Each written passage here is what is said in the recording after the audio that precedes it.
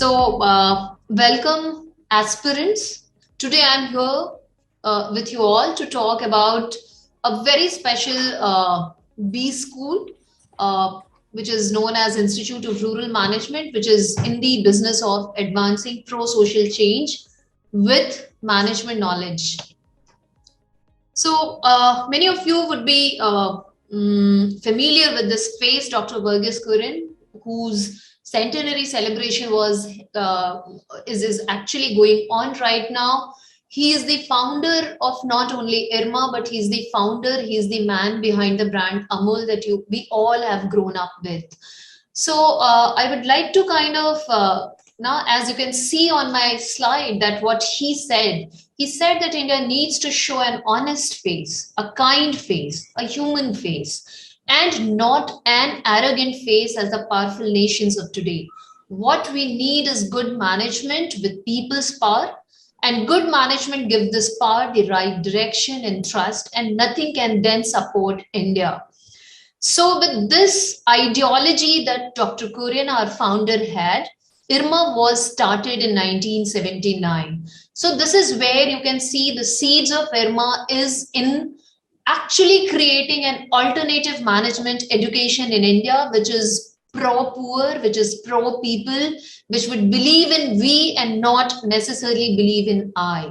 So in these 42 years of journey that we have now 4,000 admins who are working in diverse organizations catering to rural development and country's growth, with 1/5 of them actually now holding senior positions.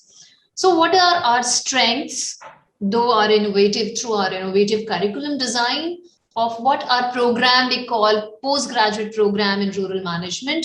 We are actually, I would say that IRMA is an act of love, act of passion for everyone. Whether we are talking about our faculty here or non-teaching staff here or our participants here. And you see that we do not really call our students, right? For us, people who join us in the post-graduation program in rural management, we talk about them and we address them as participants, because we see them as equal stakeholder in the teaching learning journey.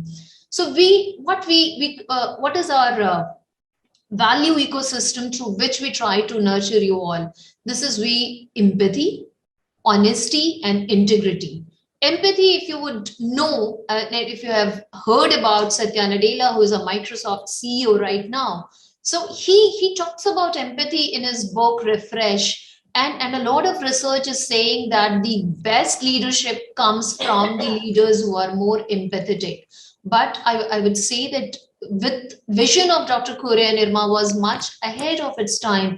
In 1979 itself, he visualized the value of empathy. So if we look at these standard B schools that you are aware of, they are into management discipline, but there is a focus on profit and the increase of shareholders' value. Whereas there are institutions like TES and the social development institutions, which would focus on development and social issues. So where IRMA is at this linkage where the standard B schools and social institutions come together.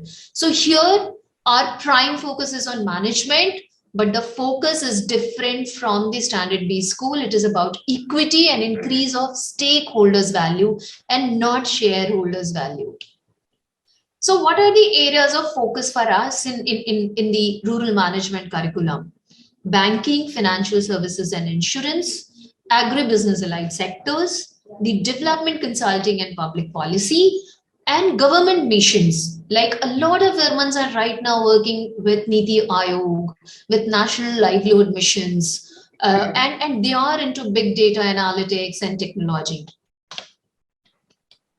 So what is going to be 2 years at IRMA if you happen to join us? So you join our program and you undergo a week-long induction in which we kind of orient you towards our values, our ecosystem, our learning system. And then there is this is a 6 classroom terms, which is in which there are 2 field segments embedded.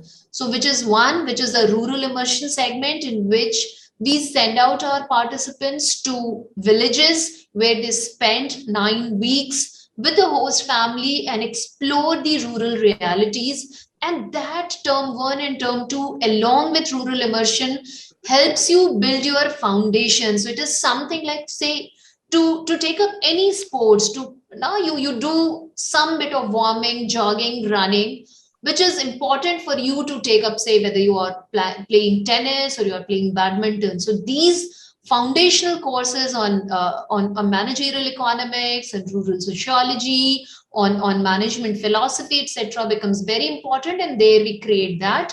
Immersion is where you actually now we give you an opportunity to build your empathy skills around that. And then term 3 and 4, where you are actually learning a lot of management functional skills. And then in internship, we are giving you a real hand exposure to apply what you learn. And then term 5 and 6, which is like integrative. So there is a kind of a very holistic view that we take on your overall development. So what I would say that in IRMA, we are focusing more on transformation of you as a professional with certain values. And these certain values are empathy, honesty, and integrity. And then you have, like, between term 5 and 6 only, you have placements right now. Like we started our placement week on 5th, and it's almost over. So if you like, now the placements, indeed, I understand they are important. So we had 251 participants this year, and we had 380 offers for them. There is a stupendous jump in the placement packages. This year, we received 19 pre-placement offers that people have accepted. And the median package stands at 15 lakhs, and highest package was at 26.5 lakhs. So in terms of, like, I would say the kind of, in terms of tangible returns, I'm not talking about intangible returns, which you actually get in a huge amount in a system like IRMA. But in tangible sense, the IRMA program gives you an ROI of more than 1. It's actually 1.3. In terms of recruiters, if you see, there are like variety of, if you look at, it's like you can see the big names from the world of finance, the big names from the world of FMCG, the fintech, the new generation financial companies, the consultancy companies like Grant Thornton, and the retail, which is like not which is converting the, or which is transforming the shape of complete retail infrastructure in India, like Big Basket and Flipkart and all. So quickly kind of coming to like who we are.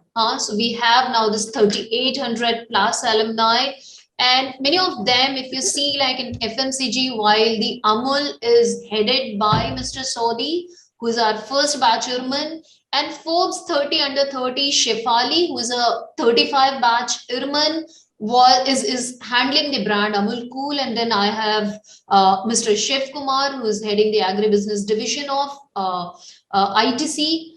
And then here you see that Tini Shawnee, who is CEO of Aga Khan Foundation, who are actually doing a path-breaking work in across India, and especially if you are from Delhi, you can see it in the Hazrat Nizamuddin Basti. And then, as you can see here, we have Andy Mukherjee, who is the Bloomberg International Opinion columnist. We have Gaurav, who is got a huge now from 27th batch of firma, who's running his very innovative fintech startup Cred Avenue, which has got all a great 90 million funding recently. And then we have Rajiv Khandelwalji, whom many of you perhaps would have watched in the last season of KBC, where he had appeared under the Karmveer episode with his colleague Krishna Avtar Sharma ji. So he is the man who during the lockdown worked, did a tremendous work on migrant workers. And then we have Anusha Bhardwaj, who is running a Voice for Girls, Then Shalab. So if any of you are interested in the idea of volunteering, you know that where to go, and that is Shalab's I Volunteer. Here you can see Rachna, who is heading the HR of Whirlpool, is a 19th batch IRMAN. As you can see, this man, Praveen Morchale, who is presenting himself in the Los Angeles Film Festival, is an IRMAN from the, who is into the filmmaking, and his films are in terms of Barefoot to Goa and all that, which have received a lot of awards. And here we have the UNICEF Nepal head, Usha Mishra. This is a very known face to you all, who is GVL Narasimha Rao, the BJP spokesperson and also member of parliament. And then you have also in IRMA, like now you have this Pushpendra Singh, who was the kind of looking at the farmers' agitation, the first one to decode the farms law and all. And you know that how the farm law has been kind of now looked at and revised and reviewed. So I would say this plurality and diversity of IRMAs are integral to IRMA's uniqueness. So it has to, like, it has to now everything to offer to everyone. It's like we give you space to find out your own niche. You carve out your own niche and try to kind of see that where you would like to kind of make your mark. So I would say that it's a very transformative journey that you go through. And this is very important. Like, we are an institution which has since beginning believed in the, so we do not make our courses very only exclusive to kind of people from richer economic class. So to ensure that any meritorious, any worthy candidate does not miss out on the right kind of education that now he deserves, we have set up a huge number of scholarships to financially support our participants. And at this moment, I can talk about that the batch which is with us, we have actually provided 80 plus scholarship, which is both merit and means. And these 80 scholarships were like cumulatively, they come out to be 3.1718 crore. And IRMA provides a lot of, we facilitate some of these state scholarships, and we also have kind of brought in partners from corporate foundations like Mirai Asset Foundation or IDFC to support our participants. And there has been a overwhelming support looking at the kind of education we provide and the kind of the output that we bring out in this society. So it's like now you can say that it's now for Indian, we are also open to NRI candidates. And in terms of our upcoming admissions, it's closing soon. We are going to close our admissions on 15th Jan. Idea is to kind of do this interviews, etc. in the second fortnight of February, and March we would start. And the idea is to kind of now, if God forbid everything goes all right and the COVID again does not hit us bad as it did last year, we would like to start the program from June. I would invite you to IRMA for PGDM RM program. And I would say that if in terms of like in the sense when you are looking at MBA as a career option for you, and you are interested in making a career which is not only meaningful for you, but also for the community, also for the society that you belong to, and you want to kind of contribute to society through your professional achievements, IRMA, I would say, is the best place. You are now you are going to kind of undergo a big transformation here. We as an institute is more focused towards our processes, right? And we know that if we are typically looking for the right set of aptitude and attitude. So aptitude is captured through CAT. Or ZAT, that is the scores that we are accepting. In terms of attitude, if you see, yes, we are indeed looking for people who are curious, who have an intellectual curiosity around now anything that they are now wherever they are, but their intellectual curiosity is with them. They are not just like now. That is one. Second, I would say that we are also looking for people with an openness to learn new things, explore new things, right, and have a kind of now have a very enthusiastic approach. So we are looking for students with enthusiasm. We are not looking for students who are actually looking for MBA as a livelihood option. We are looking for candidates who are looking at MBA as a life option and not as an option to kind of earn bread. If everybody lives there now, even I would say that each one of us, whether we are doing MBA or not doing, we do live our life. But it's all about living our life meaningfully. When we are reflecting on a daily basis, are we doing things right, which is in line with what the world is talking about? Sustainability is are all my decisions as a manager, as an individual, as a consumer, is it adding to sustainable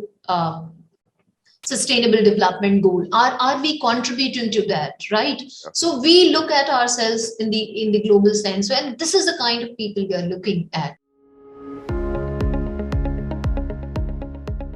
This year, what we have introduced, that if a candidate has done his 10th or 12th from aspirational districts, maybe these youngsters may not know about aspirational districts, but these are 120 districts, 126, which government is focusing on. They want to take these districts forward. So what our understanding is that if someone has done 10th or 12th, which are the foundational thing, from aspirational districts and reach to the stage where he is writing or she is writing for IRMA, must get a bonus point, right? So that's how we will try to, and these 126 districts are not from one state, they are all across. And these from this year you started this, ma'am? Yeah, this year we are starting, yes. Okay. And then we are also looking at our northeastern candidates, right? Okay. So the Northeast is now we are having a positive bias towards them.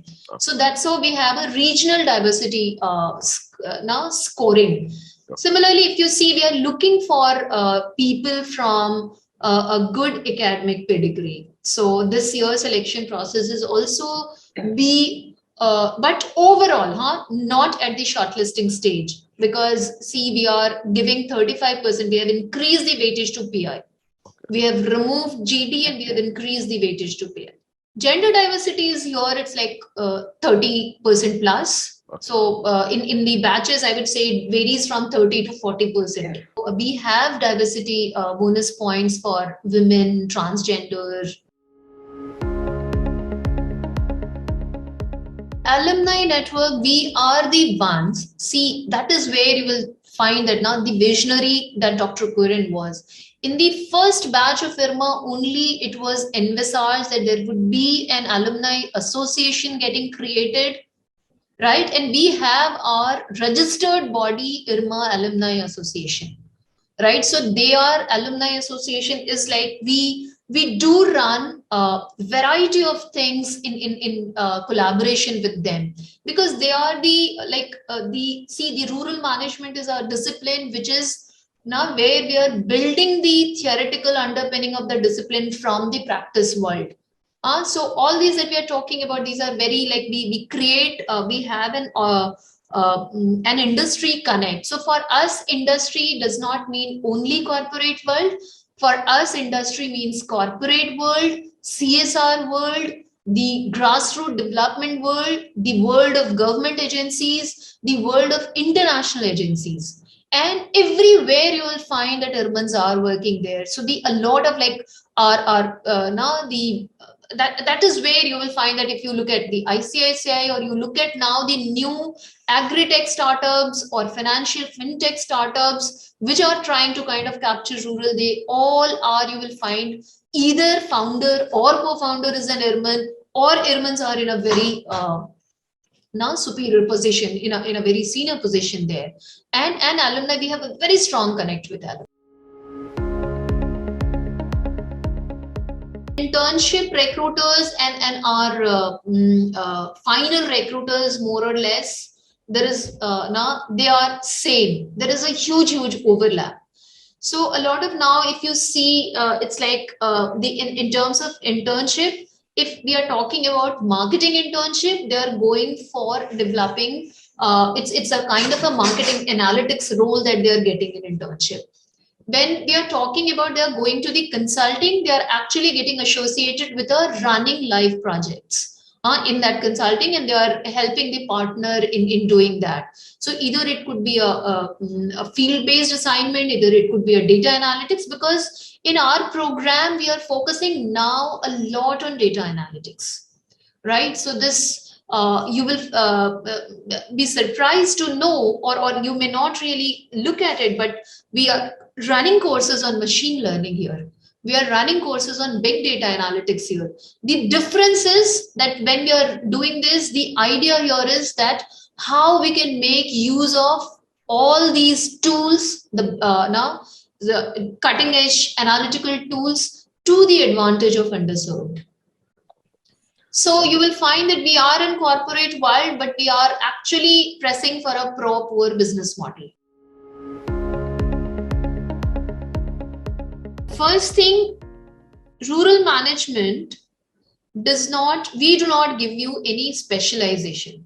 So if you look at rural management as a program, it's more of a general management program where you actually get trained for across all the functional areas. Now the question is that if you get interested, so the first 3 terms you are actually doing mainly the core courses. And here you are introduced to all the management functional area courses. And then say you get interested in finance. So from 4th term onwards, where the electives are coming in more, you start building up your resume by taking up more of finance courses.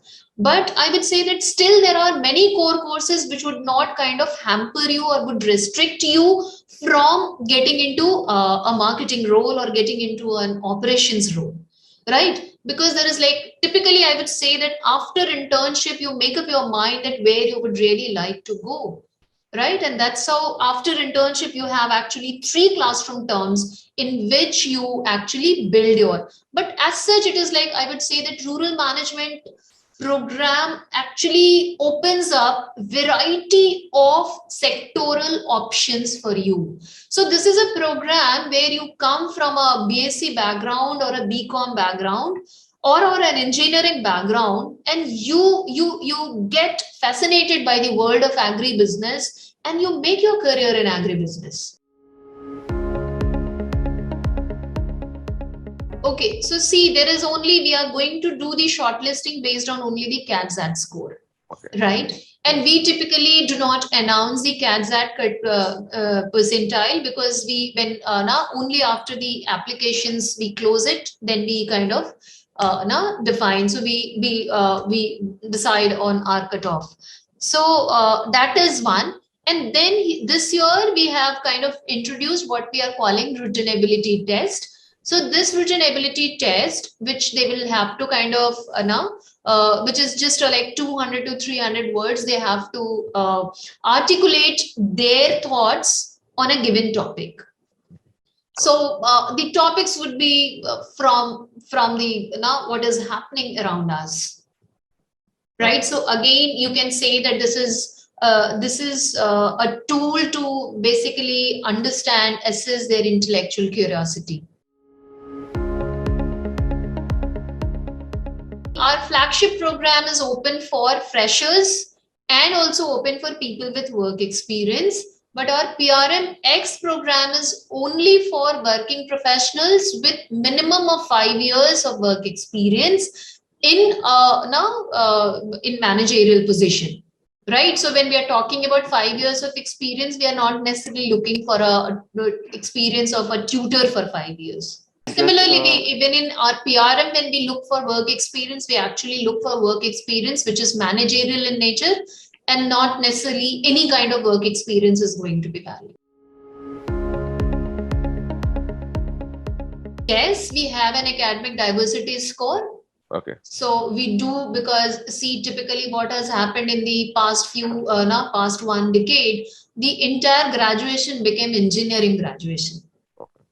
Right, and typically the CAT and XAT are also now the tests are more tuned to engineers. So now we do have an academic diversity score to bring in now people from different academic backgrounds like agriculture, dairy, pure science, then now humanities, commerce. We do have. Not at all. Rather, I would say that our great humans have been from humanities background. I would say that people from humanities and the initial grounding that we do now helps them to pick up. I would say that many people from humanities background, after going through our foundational course on business statistics and all, they become data lover. See, as such, as of now, I can't really talk about this CAT cutoff, that what is going to be. But the past data, if you look at it, suggests that we have never gone below 80% for 80 percentile for general candidates. But we do, and there are no sectional cutoffs that we follow. Right. So, and for the reserve, we do follow Government of India reservation norms. So accordingly, kind of now the for the reserve category, the CAT percentile would be lower than 80 percentile. Absolutely. If they are not getting, then we won't have a median salary of 15 lakhs per annum.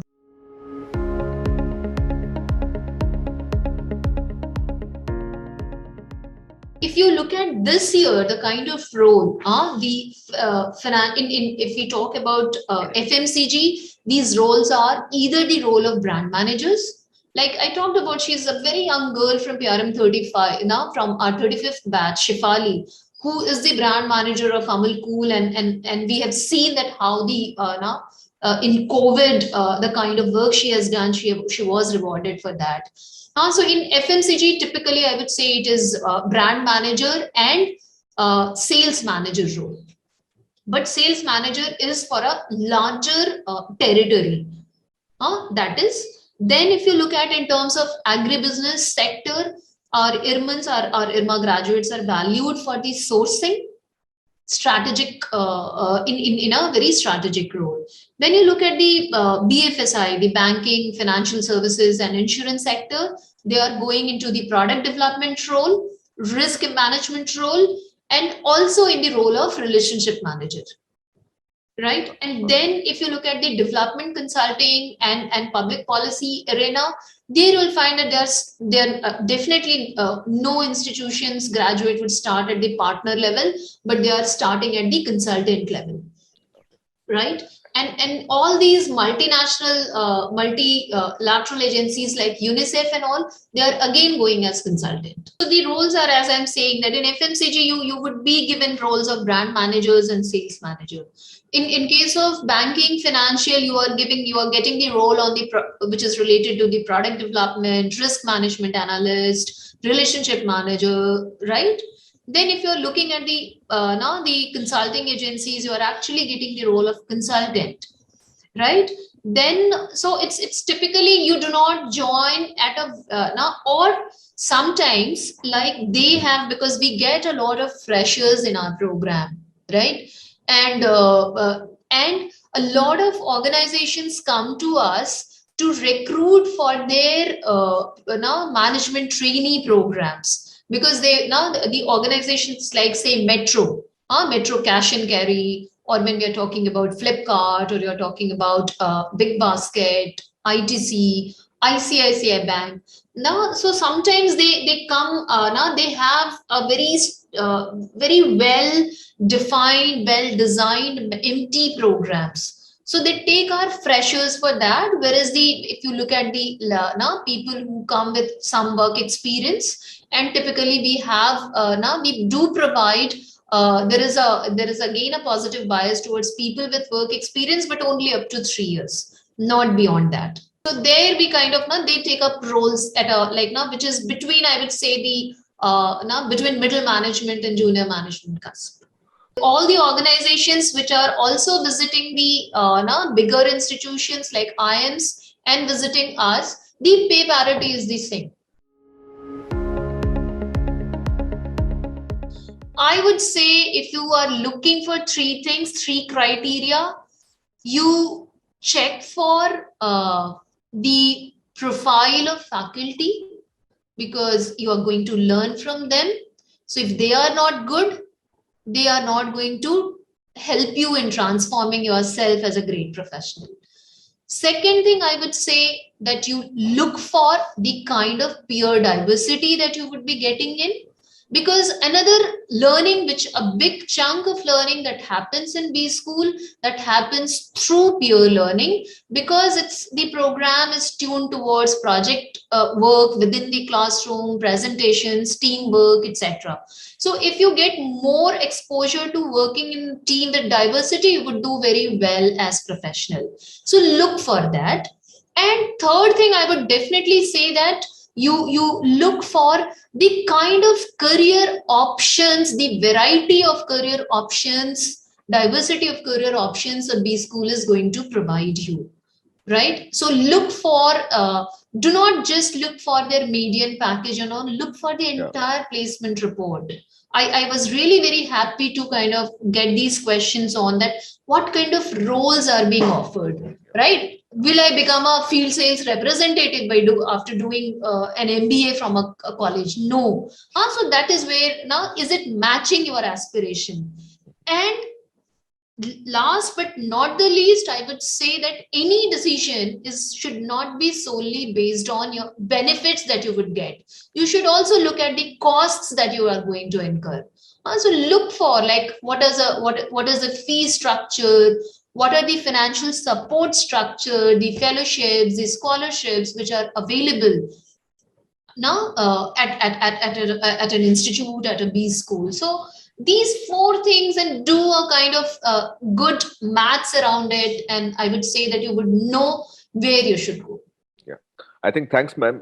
What I'll do is I'll just add a couple of points to what you said, because most students are always struggling to even shortlist the colleges. Look for the legacy of the institution. When something is 30, 40 years old, trust me that it's got a lot of alumni in the marketplace, and they would be the proof of the entire thing that the work has happened. So look for the legacy of the institution, look at the alumni network, and if possible, look for the accreditation. So if it's, I'll tell you, yes, accreditations are also very important. But if you see, when we are talking about international, so they are again, though now how they are going to be very now suitable or appropriate for Indian context, I'm not very sure. And most importantly, look at the value system of the B school, because you will have B school which is telling you that they'll make you a billionaire and a millionaire. Absolutely. That is where I brought this point of faculty. Exactly. Look for, because if faculty do not have the values, they won't be, you would not be. It would remain only on our website or only on the papers here and there to say. So look for that what kind of work faculty are doing, and you will know actually that if now that is the right place. Faculty, alumni, and peers. So who are your seniors is also going to help you kind of make a sense that whether you should go about making that choice or not.